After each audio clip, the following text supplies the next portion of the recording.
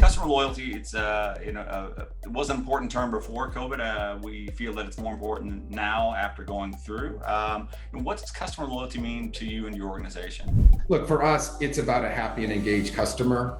Someone for us who's having a connection with the brand beyond any one medical pro or any one person at the company.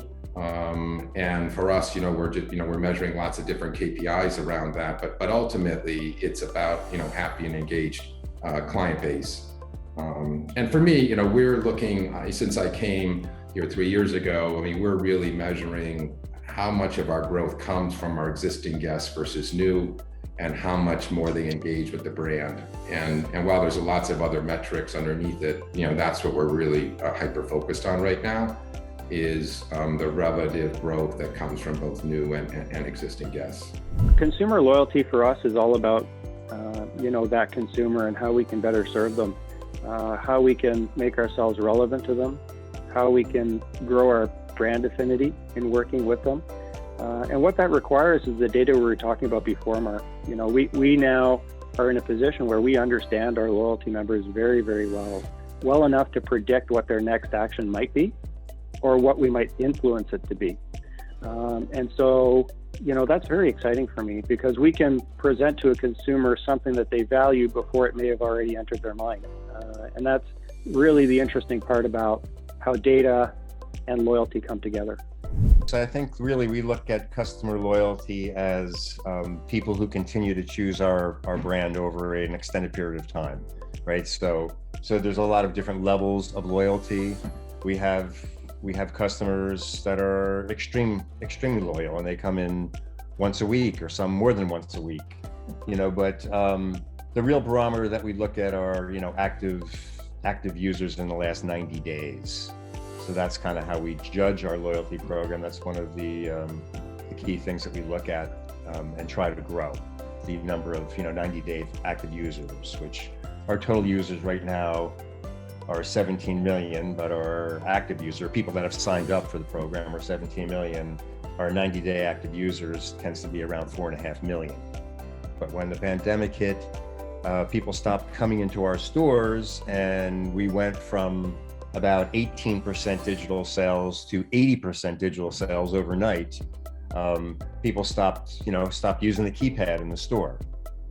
So now we're trying to re-engage our customers in stores. They come back through our app. We have means now to just scan a QR code, a touchless means. But if you order in the app and you put your loyalty information in, every time you order, you automatically get your points. And that's how an awful lot of people have chosen to remain active in the loyalty program, over the last 18 months.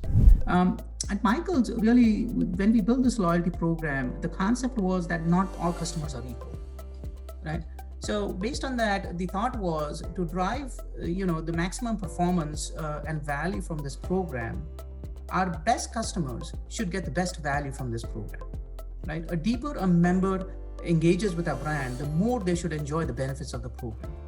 And that's what we are focused on. It's a very personalized, benefits-driven program, which takes a lot of data into consideration based on their past purchase behavior, but also looks at what is the desired behavior from those customers in the future, so that we can create, it's a win-win situation. We are creating that experience that rewards the customer, but at the same time, Michael's benefits from an very satisfied, loyal customer.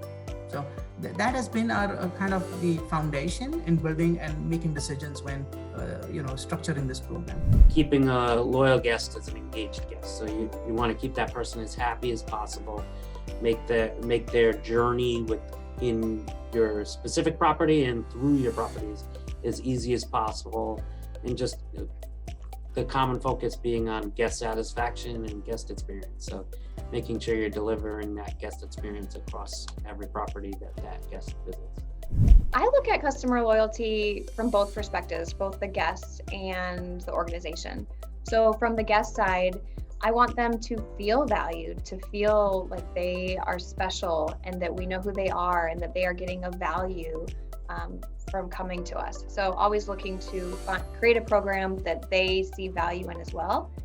And for the organization and me in marketing in particular, I am excited to know who this loyal customer is, because right now I don't have a way of knowing who that person is and how frequently they're coming, what they're ordering, which just leaves us a little bit blind to creating offers or menu items that would more appeal to them.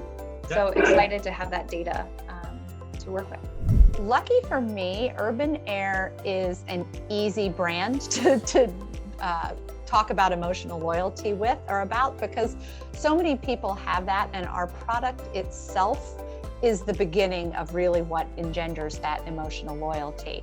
Our attractions themselves are spectacular, and that's what brings the kids back, you know, just the fun of experiencing those things. But what our research has told us is that the emotional piece of that is what really creates that loyalty with mom, who is the purchaser of the experience. For her, that's actually why we launched our new marketing campaign. All of our research told us that what mom connected to at Urban Air wasn't the attractions themselves, but the benefits that those attractions brought out for her children. So they helped create resilience. They helped their children, a mom's child, build his confidence. They got to socialize with other kids. And what our park does is create almost a venue for kids to grow into the kids that mom and dad want them to grow into.